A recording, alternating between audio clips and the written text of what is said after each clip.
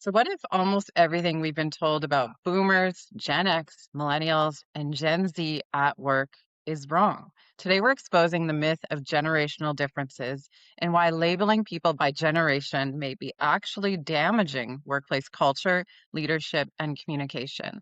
Welcome back to the show. Today, we're talking about one of the most talked about and misunderstood topics in modern workplaces generations. So, you've heard it everywhere. Boomers are workaholics. Gen X is cynical. Millennials need constant feedback. Gen Z only cares about flexibility and mental health. But what if those labels are oversimplified or completely misleading? Joining me today is David Cohen from DS Cohen and Associates, and today we're unpacking the psychology, sociology, and workplace myths behind generational thinking and exploring what actually shapes people at work life stage, personality, economic realities, culture, technology, and the human experience. David, it's great to have you back. This is a really exciting conversation because I Yeah, hear this all the time. Everyone's like, oh, what generation are you? Because I think that's going to define who they are, make them understand them better. yeah. People, this is one of the things I've been saying for many years is people compartmentalize these different generations and Gen Z or Gen Z gets a bad rap because they're stereotyped or Gen X gets a bad rap. And it's really interesting because when you look back at some of the business journals, some of the things that I've seen said about the current generation were said about Gen X when they were the same age. And it got me to think that maybe there are other things going on here that have nothing to do because there are many people that would say, though I'm a baby boomer, I'm not part of that classification of baby boomer characteristics you just mentioned. And there are people that are just entering the workplace that are dedicated, loyal, and might be observed as workaholics. But they're 24, 25 years old. So can you characterize and classify people? And when you do that, you create a disposition for some people to assume if you're a certain age, you're a certain type. And by the way, that's stereotyping. And I thought that we were trying to avoid stereotyping and take people as individuals. So by having HR people and magazines and the press all classify and justify and give examples of people that are of a certain age that always want flexibility and they care about their mental health and all of that. Well, I would like flexibility and take care of my mental health as well, but I'm not part of that so-called generation. So that's why don't work for a corporation. I like the flexibility. I like the fact that I can do things when I want to do them with who I want to do them. Well, that's Mhm. the flexibility that's not supposed to be associated with my generation. So I think Right. there's a real problem with putting people into these generational cubbyholes. Why do you think it's become so popular in business and leadership conversations? I think it's because it's easy. You don't have to think as much. You just classify people into certain categories and then you start to treat them that way. And it becomes a self fulfilling prophecy in some ways because you treat them that way. They respond that way when in fact you're aggravating them by treating them that way, but they don't say anything because they're young. And it all goes back to, stage differences in life as far as I'm concerned. I mean, when you were a recent graduate from a college or university and you're 21, 22 years of age, you're single, perhaps still living at home or not, you have certain needs. You don't have a mortgage. You share the rent with roommates or you live at home for free with your parents. You can have all the discretionary income you want. No wonder you want the flexibility. But when I was 20, or young and others were 20 and young and had the same conditions, they wanted the same flexibility. So it has nothing to do with this generation was born between this age and this age. It's when you hit a certain age and you're first getting in the workforce, You want that flexibility. You want that creativity. You want that feedback to know, am I doing a good job? Am I on the right track? So it has nothing to do. Then comes along, you get married. You don't have kids yet, but you get married. Now you have responsibility beyond yourself. Well, your outlook towards life changes. Your outlook towards the what your responsibility changes. Your flexibility is not as great as it used to be. Because if it was, you're going to have tension in the marriage. You're going to Yeah. have different kinds of relationship. You're thinking of maybe now you want to have a home. And all of a sudden, you start to save money. You don't have as much discretionary income. And then comes along a few years later and you have a child. And in each stage of that child's life, you have new and different financial responsibilities, especially if you got a mortgage and you got a house. You want more stability in your job. You want more predictability that there's going to be a cash flow at a certain level. And then you become an empty nester and you have other responsibilities and you consider your legacy and what you want to leave behind at work, what you want to leave behind at in your family. Because to me, legacy is not about what you create. Legacy is about what you leave behind and how you're remembered by other people. It has nothing to do with material goods. It has to do how you made people feel, how you made a difference in their life. So that becomes more important at a certain age than the financial and materialistic things that drove. And by the way, there are people at all stages of life that are worried about their legacy or considering their legacy. So by saying that baby boomers are workaholics and that perhaps Gen Z or Gen Z are flexible and worried about health, well, I think that Gen Z and baby boomers might have more in common. There's a certain sense of broad generalizations you can put into the different categories the way they're defined, but they're pretty superficial. And it has to do more with economic stage in your life. It has more to do with the technology that you grew up with and you were offered and your career stage in life and your cohort that you grew up with.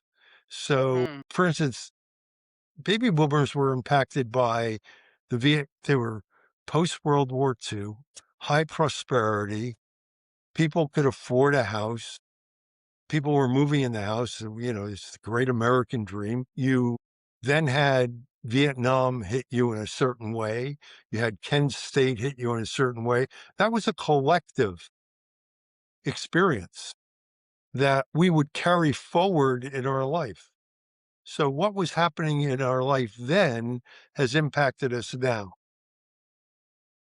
Those who were I growing think up as people, adolescents and 9/11 hit have a whole different experience than those who were in Gen X who don't understand what a party line or a dial phone was, who didn't experience Vietnam and social protest, who didn't live through 9/11, they have a different common experience. And that common experience will impact them in a certain way, and that will carry forward. It's not going to change as they go into different stages of age of life. So when they move from Gen Z to Gen X, they're not going to change the history that they bring with them. That's still going to impact them. That's still going to impact their need for mental health and flexibility, et cetera, if that's really what bothers them. But I don't think it is. yeah, I mean, it's hard for me to believe that people actually believe these stereotypes. I think what you said about it's easy and people just repeat what they hear. So it's like everyone accepts these stereotypes because it's what they hear, but I don't know, I can't see people actually believing them fully. Because I know if someone said, "Oh, you're of this generation, so that must mean this." I'd be triggered by that because I'm so much more. I'm so individual. I think, So do you you know, think people actually believe these stereotypes? I think that people, it's very interesting. It's very interesting about what happens to people when they hear something over and over and over again. they believe it's true. They either give up and don't fight it anymore and say, what am I going to do?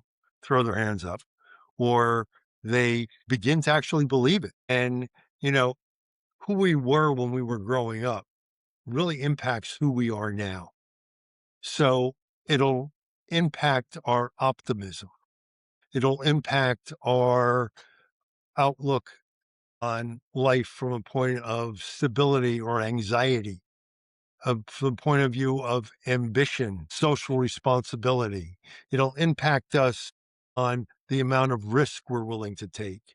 So if you are growing up in an age where, you know, as I said, like certain stages of life when you were young, stability was a big issue. That's going to be an issue. I was telling my grandson who's 20, turning 21 next month, and he's talking about he'll never own a home. Stability is going to be a big issue for him throughout his life. That is not going to change, even if he becomes stable, even if he does make money and is able to afford a house. That stability issue is going to still be there. The sense of, that's a cohort that he's growing up with, which people have to understand goes beyond, putting people into these cubby holes of 20 to 30, 30 to 40, 40 to 50. That's not going to work. That's not going to make people be able to, you understand people. And as you said, we have to understand people on who they are. Um, when is it your first job? Is your fifth job? Are you uh, have children or in worried about daycare and pre-kindergarten, or do you have children in university? Do you have children that are sick? Do you have parents who are sick? That can happen in any stage of our life. And so this whole stage difference is going to be it's always been an issue that people just latch onto because it's easy to explain it away to they don't come to work. They want flexibility. They take off, you know, their birthday is important to them. I know people who would be considered Gen X that still like to take their birthday off. There are people who like to, they're into the NCAA final six, the final four. And so that whole week in March Madness, they take off the whole week of March Madness. But Yeah. later in life, maybe their things change for them. They're not so Hmm. interested in that anymore. They're interested in something else, but they're still going to have something that they latch onto. And that's what we got to Hmm. pay attention to, not classify people in these, this one wants flexibility, this one wants feedback, this one doesn't want feedback. You know, boomers, according to the research, they're workaholics. They're not interested in feedback. Yet Right. I left the company because I didn't get feedback and was told Right. by my boss, well, if you're doing anything wrong, I tell you. Well, I didn't like that. Does that make me a Gen X? I don't know. It doesn't make me a baby boomer, I guess. But instead, try to treat people to understand who they are. What are their values? What are their beliefs? What are their behaviors? That'll define for you how to understand them, whether they fit in your organization or don't fit in your organization. Hmm. Well, I was just going to ask, how are classifying people this way affecting the workplace? Well, I think it's affecting the workplace because people, you come in, let's say you're a manager and you're hiring somebody who is a young person and you classify them as somebody who wants flexibility, who wants feedback, who wants mental health days, you're going to say, you're always going to wonder, are they taking off? Are they going to just one day call up and say they're not coming to work because it's my birthday and I deserve a day off? Or or this job is boring now. Do I want to move on to another job? So if I are bombarded with all of this information that this is what this age group wants, therefore I'm anticipating that's what it wants, and therefore I'm apprehensive because I'm not like that. I don't behave that way. So I think it's affecting the workplace because people are anticipating people are going to behave a certain way before they actually know how that person behaves. Right. I think there's a little bit of power in putting together different generations. I'm not saying to stereotype them, but having a team of different generations, I think could be incredibly powerful. But you still have to look at their individual traits because I could have grown up without technology or, like people assume that I may know a little bit about technology, but not as much as the new generation. So yeah, when we assume things, we that's when we get really burnt in a lot of aspects. Yeah. How And much do you think technology changed behavior versus personality? I think technology has always affected people. I remember when, I can remember when, emails came in. And I knew senior people who didn't want to do emails because they were afraid of the technology and they had other people do it for them. And then all of a sudden, a couple of years later, they were obsessed with technology. So it's a matter of adjustment.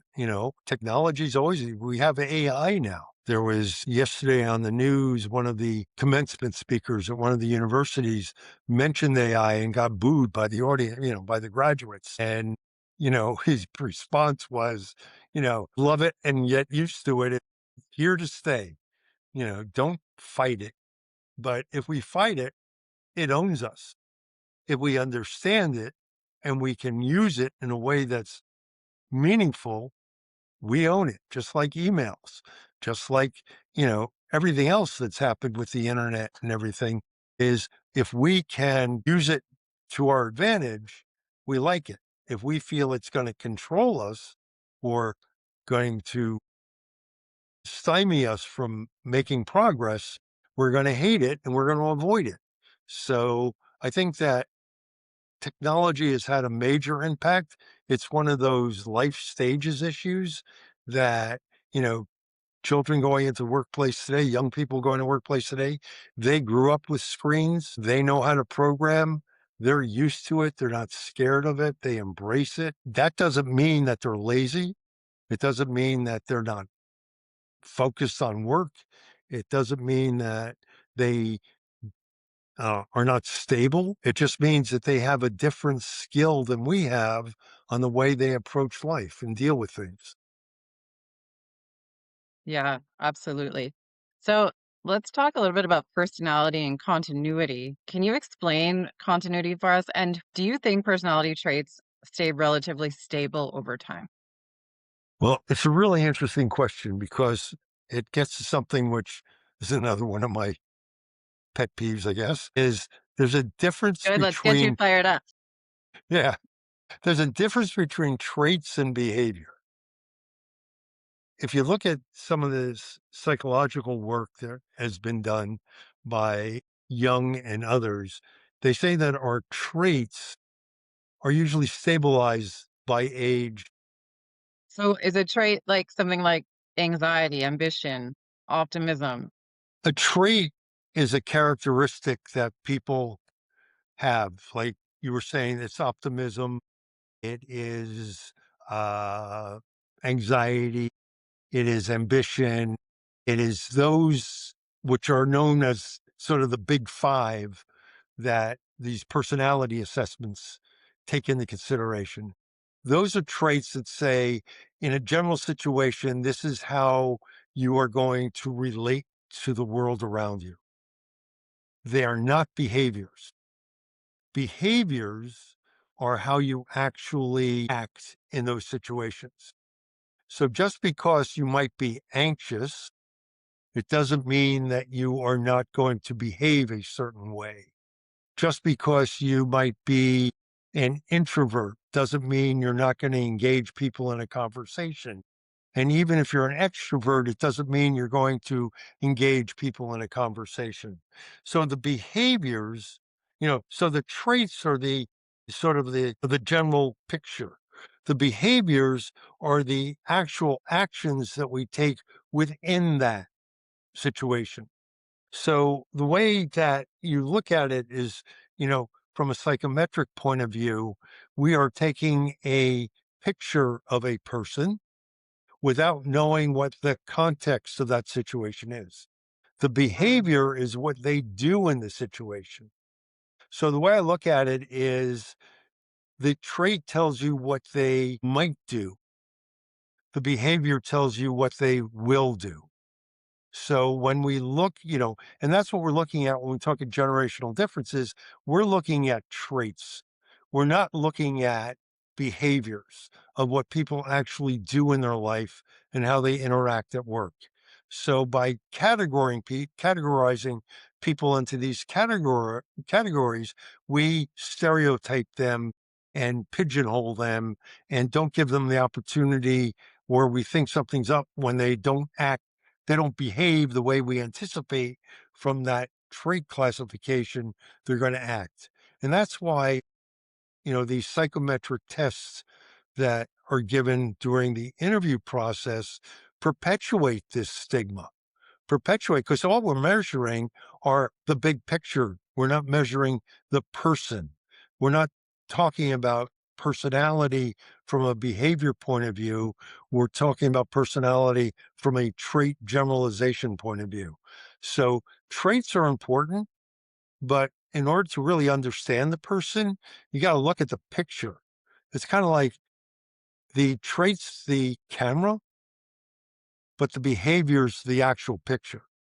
So we have to understand that picture in order to be able to know, does this person behave in a certain way that fits our organization's pattern of behavior in order to be successful? So do you think those traits stay relatively stable over time? Those traits, well, yeah, I think the traits stay stable over time.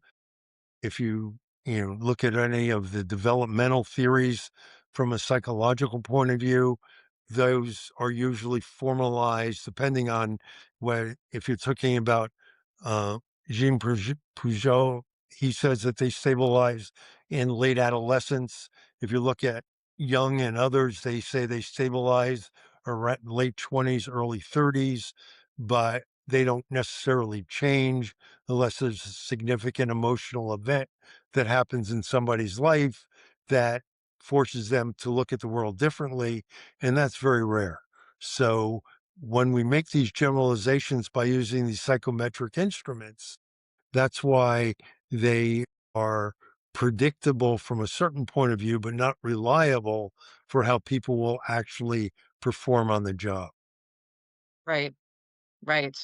So I feel like these labels and are creating division where there doesn't need to be division. Yeah, it's basically saying that we are creating compartments for people to fit into. And when people Mm. don't fit that anticipated compartment, then we feel that there's something either wrong with the person. I don't realize that it was our predisposition or bias, our prejudice of how people are supposed to behave at a certain stage of life that caused us to think that way. So I'm saying, don't say because somebody's a certain age or because somebody had a certain life experience that they are going to behave on the job in a certain way. Mhm. There is a disposition to that. There's a certain foundation to it, but it's not cast in stone. Yeah, I remember, I mean, I was raised by parents who were very hardworking and a very good work ethic. And I remember going into the corporate world and being judged by my age and the fact that I'm a woman too. So I feel like I had to work extra hard to prove myself because I wouldn't be given the responsibilities that I was capable of right off the bat because of the stereotypes that were put on me because of age and even my sex and gender, right? So how do leaders start managing these stereotypes instead of managing the individual? Like, what happens when leaders manage stereotypes instead of the individual? We miss out great opportunity of understanding who people are. It's Mhm. we lack empathy. We lack the understanding of that these descriptions um are generalizations and don't depict specific acts that we're going to behave in. And we don't deal with people when people don't feel they're being treated as individuals, as unique individuals, as people who have their own life experiences. They're going to turn off and look for another job. They're going to leave you. They're going to either leave for another manager in the organization who has treated you as an individual, or they're going to leave the company altogether and the company's going to lose a great asset. So I think that we have to begin to understand that let's throw these age categories. There's Gen X, Gen Y, Gen Z, baby boomers, throw them out the window and start saying, these are the people we need. These are the kinds of behaviors we need, not the kind of traits, but you know, these are the big pictures. Let's get back into the reality of what's happening inside that picture frame. And let's define, is what that person doing, acting, behaving the way we want people to act and behave within our organization, regardless of what age they are. And I think that we have a lot of young people right now with anxieties because people are not finding jobs. MBA students who have spent a fortune on getting their MBAs are not getting the high paying jobs they thought they were going to get if they get a job at all. And so they're going to have certain anxiety because now they also, in many cases, are straddled with a huge debt. And that's going to go with them beyond that generational difference. And that's going to stay with them. That anxiety is going to stay with them later into life. You think about people were Holocaust survivors and they hoard things. They might be very wealthy today. They might have been very successful in life, but they'll hoard little things because of that deep emotional reaction that they had when they couldn't get a piece of bread or they couldn't have a pair of shoes. And they're going to hoard those. And people are going to wonder why they're doing that because, they're affluent and they're successful. But no, that experience. Now, I'm not saying that it has to be that tragic. That's an extreme. But the Mhm. reality is that we have young people like my grandson who has high anxiety already about where's he going to live? How's he going to make a living? And that anxiety of the recession or depression that he has grown up in is going to carry forward with him into future generations. And suddenly getting money is not going to change that. Suddenly winning the lottery is not going to change that. So it's gonna be very interesting. I mean, you would expect that certain people that win the lottery, if they, might spend it all and most of them go broke, but yet they have anxiety about life, they might not react that way. They might just hoard it all and put it away because they're afraid they're not gonna have it in the future. So, Mm. I think that we have to look at what is the life experience this person has had. Who were they when they were growing up? What was happening? What were the world events? What were the psychological, economic, political events happening in their life when they were growing up that shaped those traits and that personality? And that carries forward with them to this day. And those are the important things. Let's forget about these generational differences and stop thinking about just because you're a certain age, just because you're 22 years of age, you want flexibility and you're worried about your mental health. I suppose that if that was true, all these young people would join gyms and actually go to them instead of Mhm. joining them and maybe going once or twice in January and then paying the bill to December and doing their taxes and saying, oh my God, did I waste my money? If I was Right. really worried about my mental health and my well-being, I probably would have gone to that gym more often. Yeah. So maybe that's an acid test of those people are Gen Z. Do they join a gym and do they actually go? Or do they join a gym thinking they want to go like a baby boomer and not going at all for a year? Well, then I guess my question then is how can organizations better understand the employee without falling into these assumptions? Because I can be guilty of it too. Like I see a really young business person and I right away generalize a little bit just because of what I'm used to and what society has kind of ingrained in me. So how do we better understand? Better understand people by understanding them as individuals and saying that I am abandoning my bias about a person because they look a certain way, talk a certain way, act a certain way, and say, I am going to understand this person as an individual based on my experience with that person, based on how they have behaved, not their traits, but how they have actually behaved in other situations based on stories they tell. And the best way of doing that is having a conversation, having an interaction with the person so you get to know the person. And one of the things that organizations have done, not all, but many have gone very lean and very flat. And the scope of responsibility for managers is too wide. They have too many direct reports and they can't slow down and smell the roses and have a cup of coffee or tea or something with this person and sit and just hear about their life experiences, hear about who they are, not what they are. And, you know, you might, you have certain stereotypes of people. And if you say this person is a mechanic, you might say, well, they're a mechanic. They didn't go to university. They went through an apprentice program or uh, a school to become a mechanic. And therefore, based on my understanding of a mechanic, they like A, B, C, and D. When in fact, this person is a philosopher and Right. goes to concerts, orchestra concerts, and not rock concerts. And you wouldn't know that if you don't talk to them. Yep. So it's not what you do, it's who you are that's going to count. And if we only judge people by what they do and classify them that, if they're a university graduate from a certain university, they have a certain personality, a certain political point of view, etc., that doesn't work. We have to say, let's sit down and understand who you are as a person and do you sync with what I believe and how I act?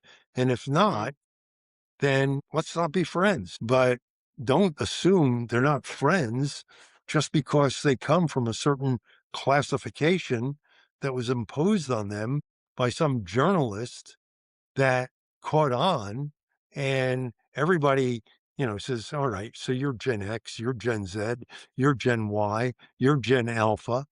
That's a new one, Gen Alpha. Okay. You know, uh, no, that's not gonna work. Yeah, I can anticipate that my granddaughter, who's turning 11, knows more about computer programming than I'll ever know in my life because she's taught it at school, she's interested in it, she's developed a knowledge of it on her own, but that doesn't define who she is. No, That doesn't make absolutely. her, it might carry forward as a trait later in life, but it's not her behavior. So Mhm. I think we have to slow down and take people and get to know them. We need to allow managers to actually get to know their staff. You know, Mhm. it's often when you do these, I always joke with parents when I was in education, the best part of summer camp is the bus ride there and the bus ride home. That's where you make your friends. Right. Yeah, that's the thing you remember the most.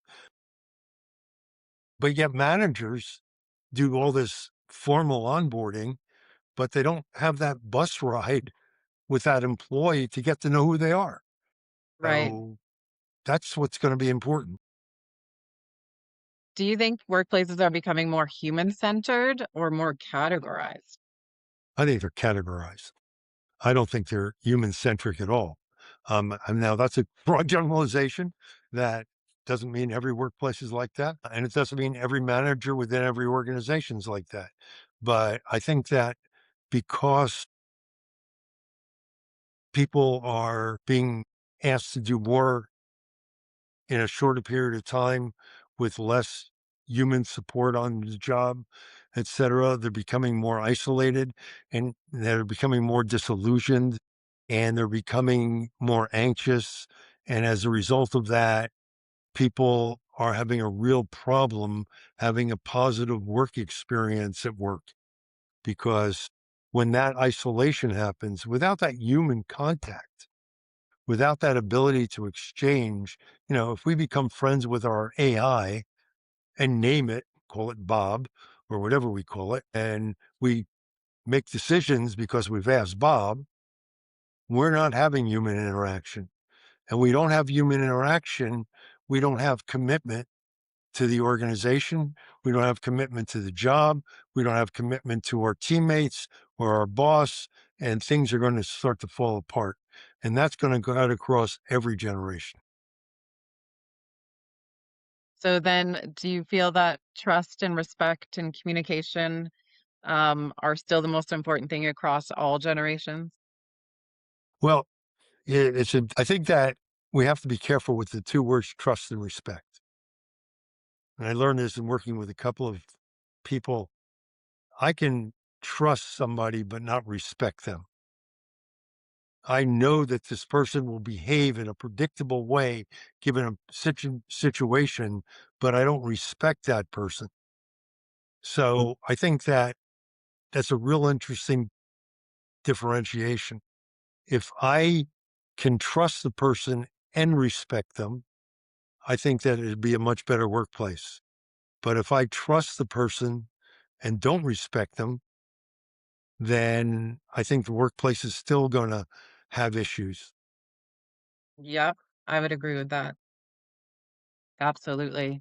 So, David, thank you so much for this amazing conversation. I think it was super insightful. We're hearing it so often. In fact, there's games being made with all the generations, and yeah, I'm just seeing it more and more everywhere. So, I think it's interesting. It was a very interesting conversation. If listeners remember one thing from today's conversation about generations and work, what would you want that to be?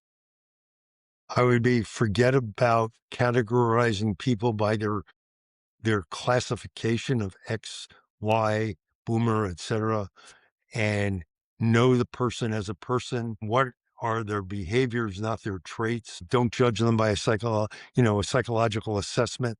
That's not going to give you any information about who they are. It tells you what they are, but not who they are.